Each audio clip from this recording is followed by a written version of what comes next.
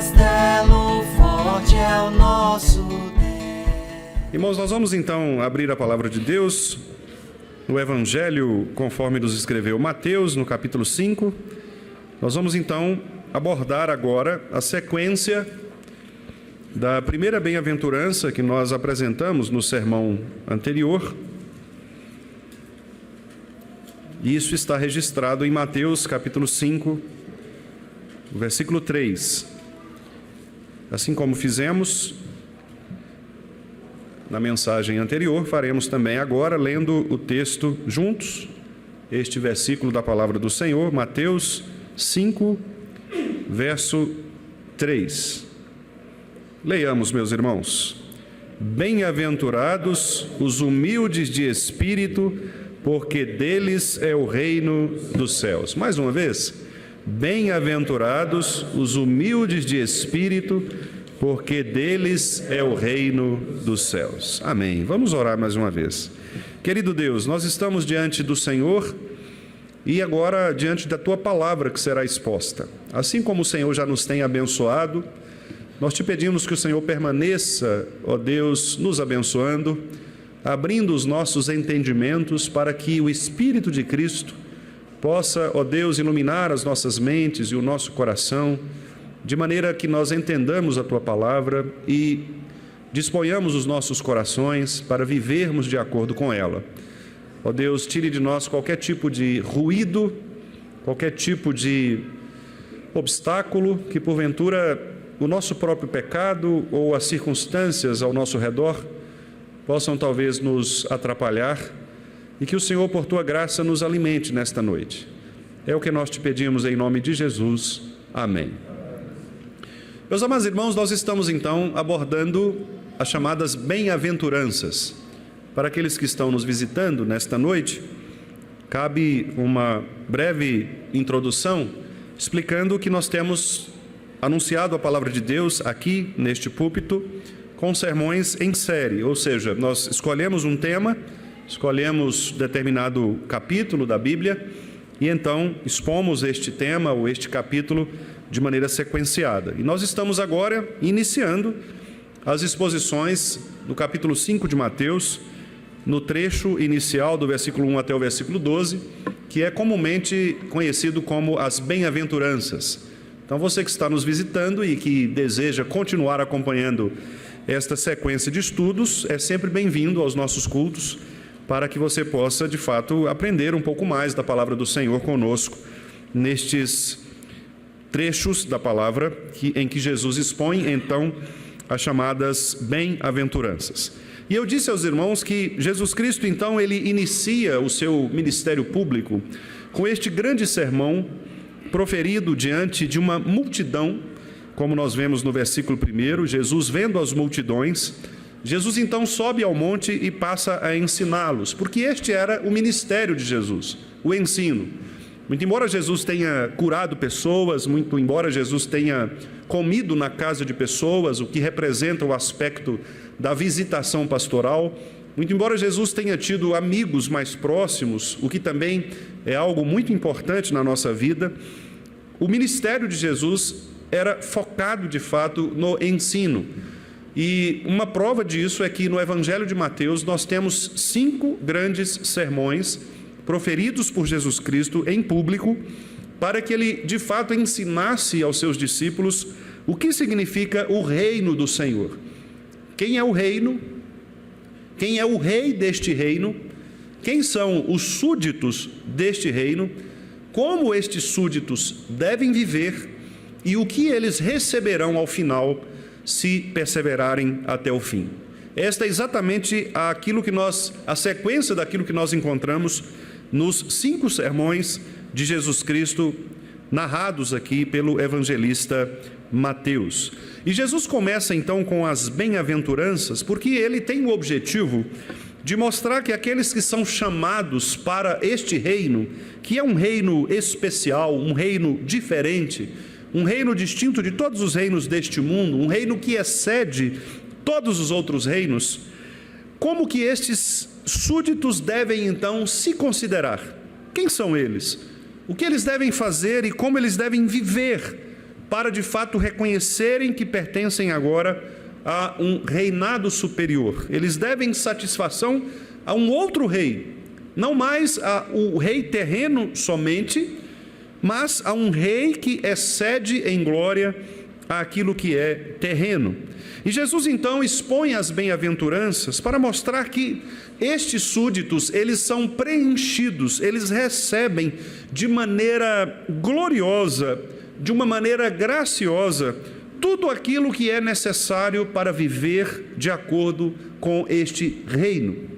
Eu disse aos irmãos no sermão anterior que a palavra bem-aventurados, ela, embora seja corretamente interpretada no nosso meio ou traduzida pela palavra felizes, ela talvez não representa com a ideia de felicidade aquilo que de fato o nosso Senhor quis ensinar.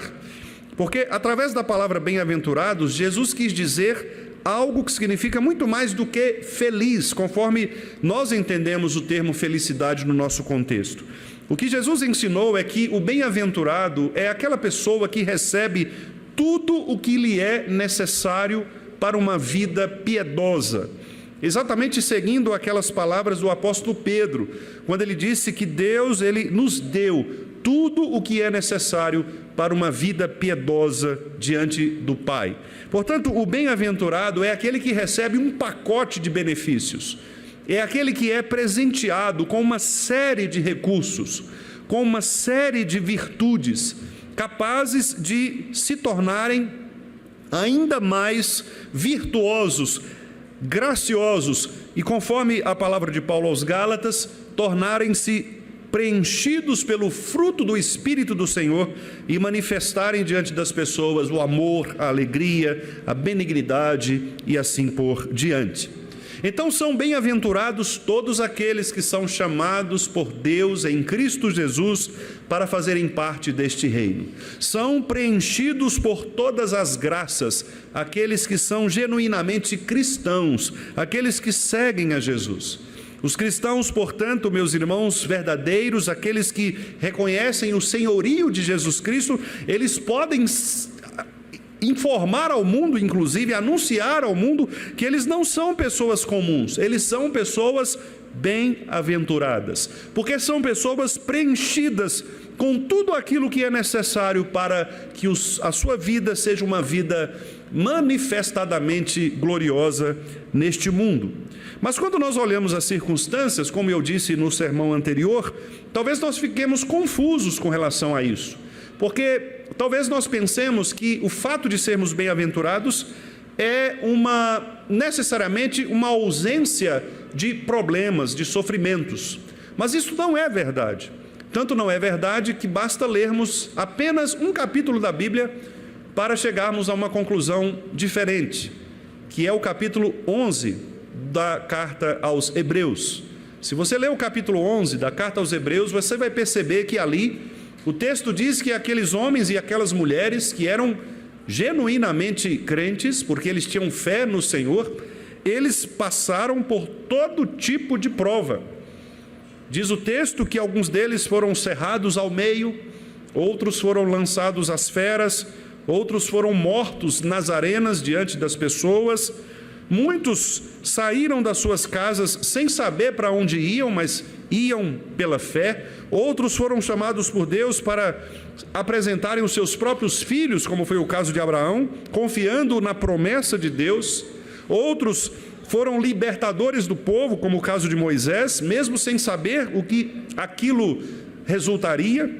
Mas o fato é que todos estes homens e mulheres também, como Raabe, por exemplo, que não sabia como terminaria aquela guerra, mas ela serviu aos espias do povo de Deus, protegendo-os em sua própria casa. Homens e mulheres que foram então instrumentos de Deus para exaltarem o nome do Senhor. Portanto, quando nós olhamos para narrativas desse tipo, nós somos levados a pensar que a bem-aventurança, ela não é uma ausência de problemas, ela não é uma ausência de sofrimento, ela não é uma ausência de perseguição, mas, ao contrário disso, a bem-aventurança é uma completude no nosso espírito que é dada por Deus pelo seu próprio Espírito, o Espírito de Cristo, de modo que mesmo que nós passemos por situações tão terríveis como a desses irmãos e irmãs que eu citei aqui brevemente, nós somos, pelo Espírito de Cristo, capacitados a resistir à tentação de voltarmos a uma velha prática de vida.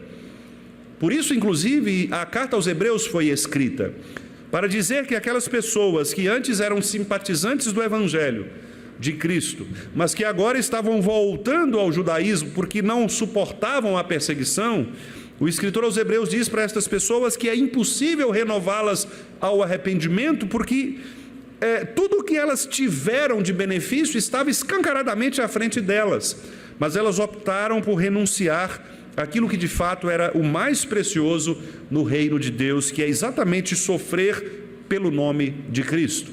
Nós estamos aqui diante da ceia do Senhor, e a ceia do Senhor é uma ilustração muito clara disso. Quando nós participamos do pão e do cálice, nós estamos, de fato, nos associando espiritualmente ao sofrimento de Jesus. Quando tomamos o pão e o cálice, nós estamos, figuradamente, indo até a cruz. Contudo, o derramamento do nosso sangue não seria suficiente para aplacar a ira de Deus contra nós. E por isso mesmo, como nosso irmão cantou agora há pouco, o pecado precisava ser pago por alguém suficientemente puro, perfeito, e Cristo pagou por nós. E quando nós então comemos do pão e bebemos do cálice, nós estamos assumindo este sofrimento de Cristo na cruz em nosso favor, o que agora nos faz também passíveis de sofrermos pelo nome de Cristo neste mundo, porque nós carregamos a marca de Cristo. Isto é ser bem-aventurado, é carregar Cristo conosco para onde formos, porque Cristo estará conosco sempre, ainda que nós estejamos passando por um vale sombrio como a própria morte. Nada nos faltará, o Senhor é o nosso pastor. Faltar-nos-á talvez algo que seja deste mundo, quem sabe a saúde, quem sabe o dinheiro, quem sabe a paz, mas a salvação, a vida eterna, o pagamento do pecado, a reconciliação com Deus, estas coisas não nos faltarão. E mesmo que as pessoas arranquem as nossas cabeças, como arrancaram as cabeças de muitos dos nossos irmãos no passado e ainda hoje arrancam muitas cabeças de nossos irmãos nos países em que a perseguição é uma perseguição extremamente grave, mesmo que arranquem as nossas cabeças, nós continuaremos sendo bem-aventurados, porque a nossa bem-aventurança não consiste na nossa própria vida, mas a nossa bem-aventurança, como nós vimos no sermão anterior, consiste em sermos primeiramente pobres espiritualmente, de maneira que a pobreza espiritual, que é esta compreensão de nossa miséria, de nossa falência, de nossa indignidade, é isto que nos faz nos aproximar então de Cristo Jesus e do seu reino. Quanto mais humilde formos, quanto mais reconhecermos a nossa pobreza, a nossa carência de Deus, mais nós nos abrimos para sermos preenchidos da graça do Senhor. É mais ou menos como você fazer uma limpeza em sua casa, num quartinho que você tem de despensa talvez, ou tirar alguns livros velhos da sua prateleira, da sua biblioteca, para inserir coisas novas. Enquanto você não fizer essa limpeza, enquanto você não jogar algumas coisas fora, é impossível que você faça a reposição, é impossível que você coloque coisas novas ali. E é por isso que o apóstolo Paulo então diz que para que nós nos revistamos das virtudes espirituais, primeiro é necessário que nós morramos para o velho homem. É primeiro necessário despir-se do velho homem, para somente depois nos revestirmos do novo homem. Se nós não reconhecermos, portanto, a nossa miséria, se nós não tirarmos de nós a sujeira que há em nós, nós jamais seremos preenchidos pela graça de Deus. Por isso Jesus inicia o seu sermão dizendo: são preenchidos, são cheios de graça aqueles que reconhecem a sua miséria, que reconhecem a sua podridão, que reconhecem a sua falência. Estes sim estão capacitados para receberem todos os benefícios que eu reservei para eles. Portanto, meus amados irmãos, como eu disse pela manhã, repito agora, que nós todos tenhamos humildade reconheçamos a pobreza espiritual em que vivemos, a fim de que Cristo seja em nós, a fim de que sejamos preenchidos pela graça do Senhor. Mas eu quero ainda, irmãos, abordar agora o segundo aspecto, que é a segunda parte da bem-aventurança. Repare que o nosso Senhor diz que são bem-aventurados todos aqueles que reconhecem a sua miséria, que são pobres espiritualmente. E logo em seguida, ele nos diz a razão pela qual estes pobres de espírito, eles são bem-aventurados. Existe aqui uma cláusula, uma explicação de Jesus, de uma maneira bastante direta ao se referir a estas pessoas.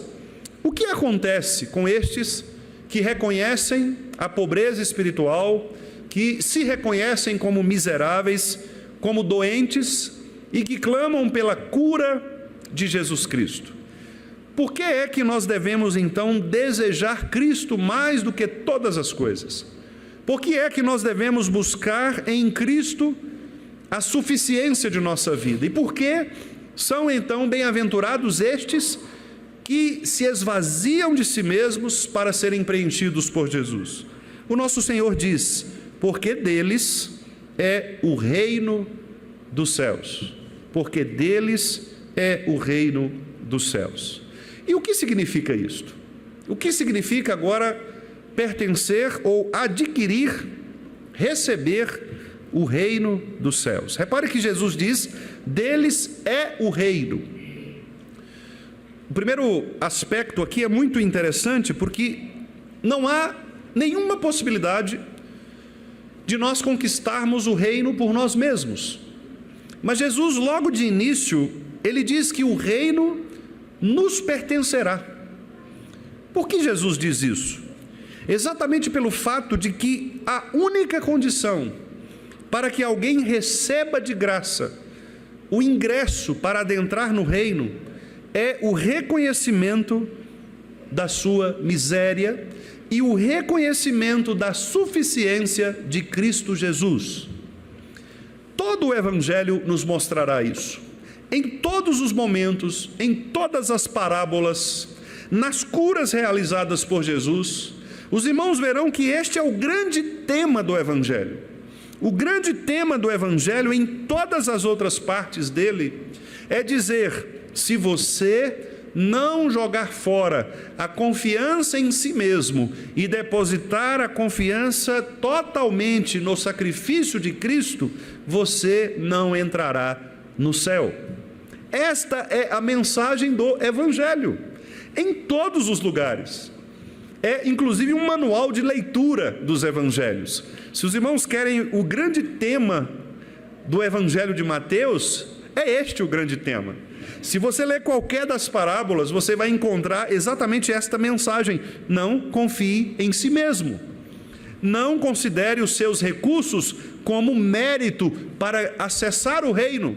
A única maneira que você tem de tornar-se súdito deste reino é reconhecendo a sua miséria. Aquilo que os nossos irmãos reformados intitularam de depravação total.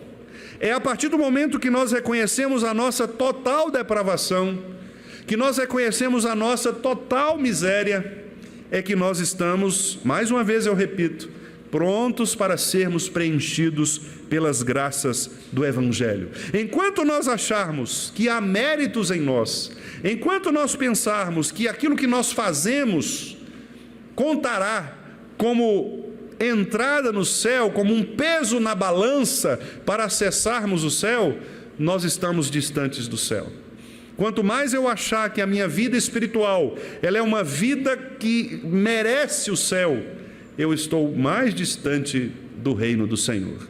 Se eu penso que as minhas atividades religiosas são atividades que me credenciam à salvação, eu estou distante do Senhor. Se eu penso que é o meu dízimo, que é a minha frequência à igreja, que é o fato de eu ser pastor, ou cantar no louvor, ou ajudar em alguma coisa, se eu acho que Deus vai considerar isso para me colocar no céu, eu estou distante do reino.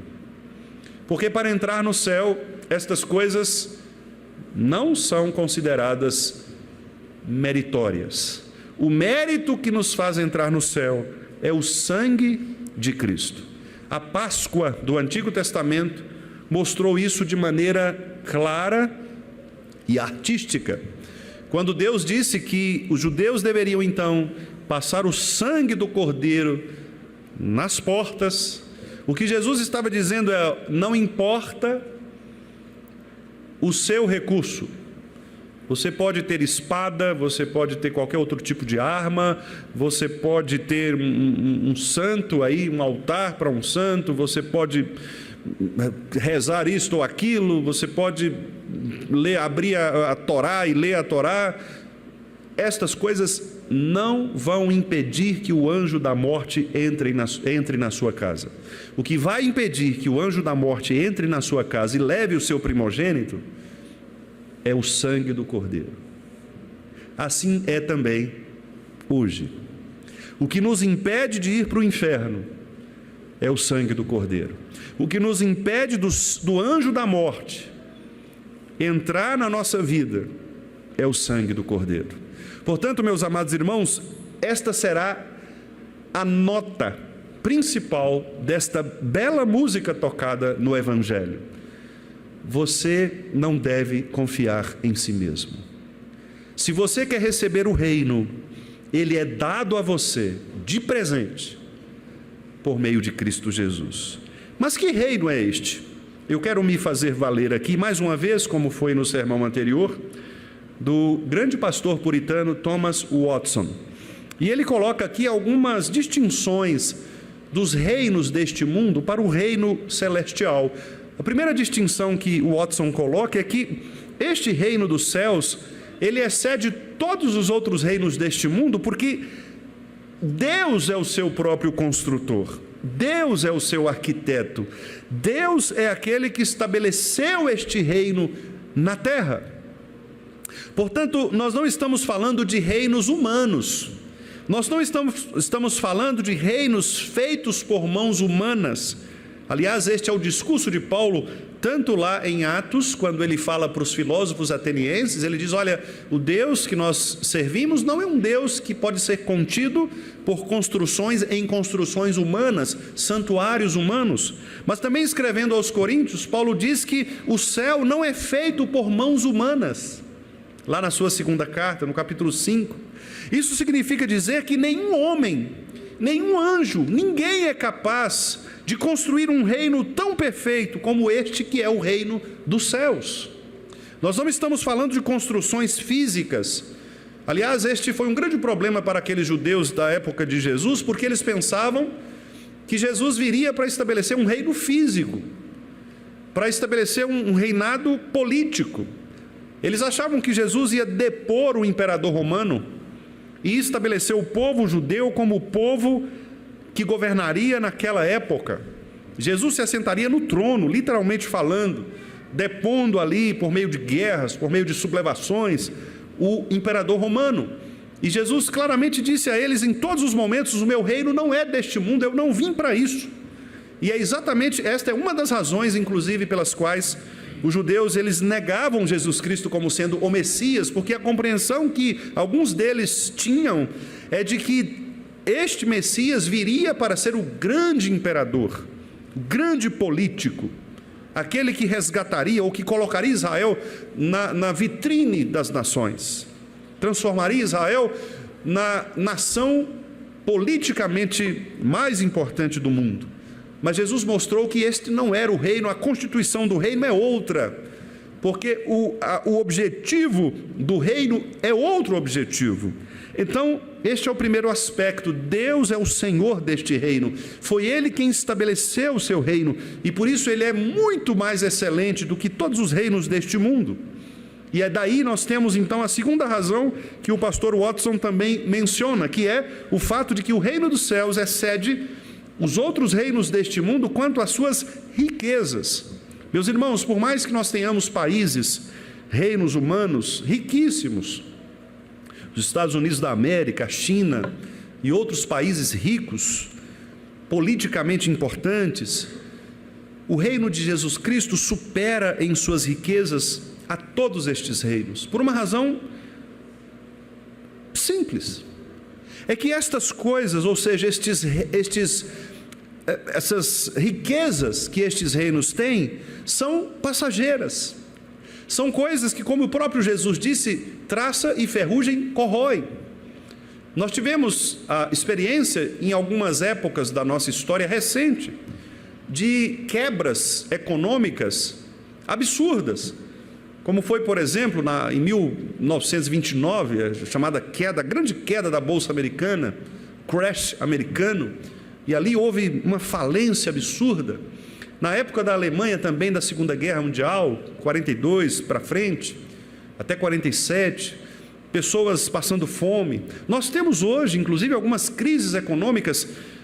Basta a China fazer alguma manobra militar, as bolsas de valores do mundo inteiro caem, pessoas se desesperam, gente rica perde bilhões. Ou seja, para que o mundo entre em colapso, não basta muita coisa. Para que o mundo entre em colapso, segundo os especialistas, basta que nós fiquemos, o mundo inteiro, um dia sem internet. Se o mundo inteiro tiver uma queda de 24 horas da internet, nós voltamos lá para a Idade Média. Porque tudo hoje está conectado à internet. Nós temos bancos digitais. Se nós tivermos um problema com a internet, você perde o seu dinheiro nas contas digitais. Você não consegue acessar. Como é que você vai acessar sem internet? Então, é pouca coisa para o caos ser estabelecido. Portanto, nós não devemos confiar nestes reinos, porque por mais importantes e gigantes que eles sejam, eles não se comparam às suas riquezas ao reino de Cristo. Apocalipse 21 diz que cada pérola do reino de Deus, ou dos portões dos céus, são feitos de maneira distintas. Na linguagem poética do Apocalipse, capítulo 21, versículos 19 e 21, dizem que os alicerces da muralha da cidade, construída por Deus, estão enfeitados de todo tipo de pedras preciosas. E nós sabemos pelo próprio Jesus que o reino que ele estabeleceu neste mundo oferece um tipo de riqueza que nenhum reino deste mundo pode oferecer.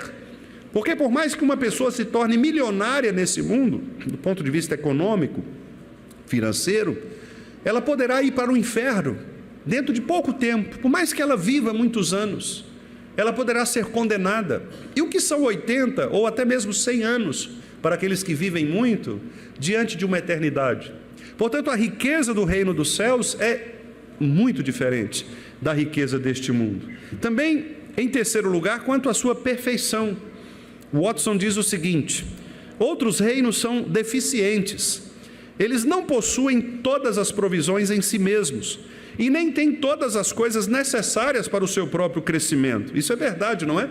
Você pega, por exemplo, as nações fazem transações econômicas por causa disso. Há países que exportam arroz, café, feijão, né? Grãos em geral.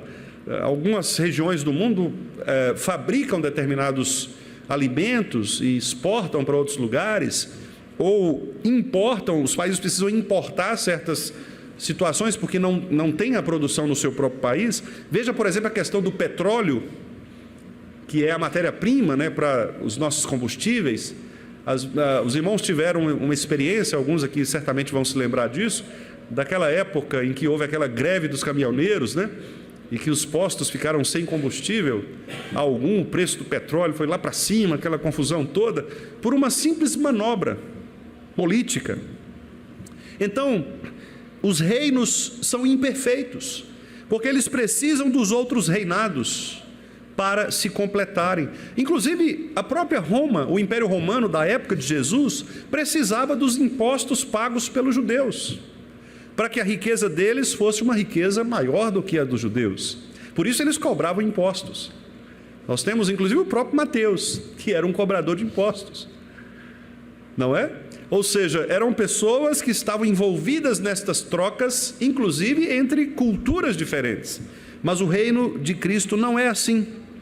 O reino de Cristo, conforme Apocalipse 21, 7, que diz: quem vencer herdará todas as coisas, E por todas as coisas, ali naquele texto, a palavra de Deus quer dizer tudo aquilo que Deus reservou para os seus filhos, exatamente estas chamadas bem-aventuranças. Os filhos de Deus não precisam temer, portanto, a pobreza neste mundo.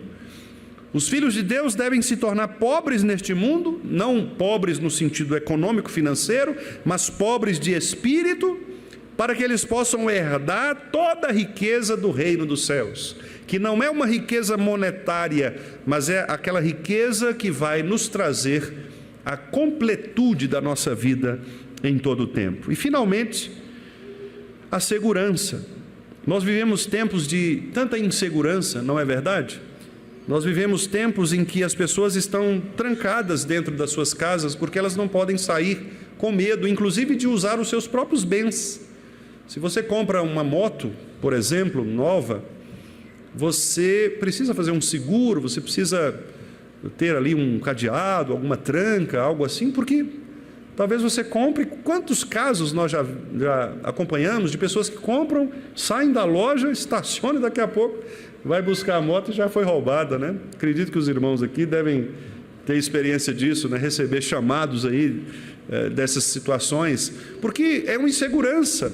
Você está na sua casa, sai da sua casa, quando você volta não tem nada na sua casa porque o ladrão entrou e roubou tudo ali na sua casa.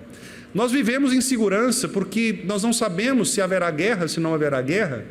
Alguns especialistas em política internacional têm afirmado que falta pouco para uma terceira guerra mundial.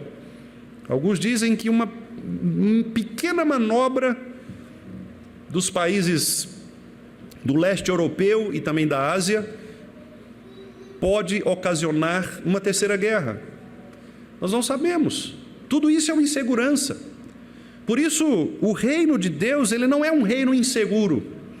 Ele não é um reino pautado nestas incertezas, porque nós não vivemos dessas incertezas. Muito pelo contrário, o reino de Cristo é um reino fundamentado nas promessas de Deus, que não pode falhar.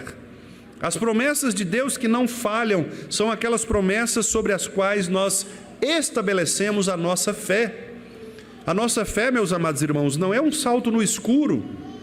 A nossa fé não é algo pautado na incerteza. Há uma figura muito interessante que algumas pessoas costumam usar, que é a pessoa saltando de um lugar alto, uma pedra, algo assim, e abaixo Deus está segurando aquela pessoa. Muito embora seja uma figura talvez evangelisticamente interessante, mas ela não reflete muito a nossa teologia, porque na nossa teologia nós não pulamos do barranco na dúvida se haverá alguém que nos apare. Nós sabemos que o nosso Deus está conosco sempre. Jesus Cristo prometeu que Ele estaria conosco todos os dias de nossa vida. Então não é um salto no escuro, não é um salto na incerteza, não é algo que você faz e para ver se vai dar certo. Não, tudo aquilo que Deus declarou na sua palavra, Ele cumprirá, porque Ele não é homem para mentir. Ele não vai falhar. O amor do Senhor não falha, a promessa do Senhor não falha, Ele é imutável e por isso o seu reino é um reino seguro, é um reino imutável. Novamente citando o Apocalipse 21, o texto diz que as portas do reino de Deus jamais se fecharão. E aí o Thomas Watson comenta esse texto da seguinte maneira: nós fechamos as portas da cidade em tempos de perigo, mas as portas do reino celestial sempre ficam abertas, para mostrar que não há receio da aproximação de qualquer adversário. O reino tem portões para sua magnificência, mas não são fechados em razão da segurança dele.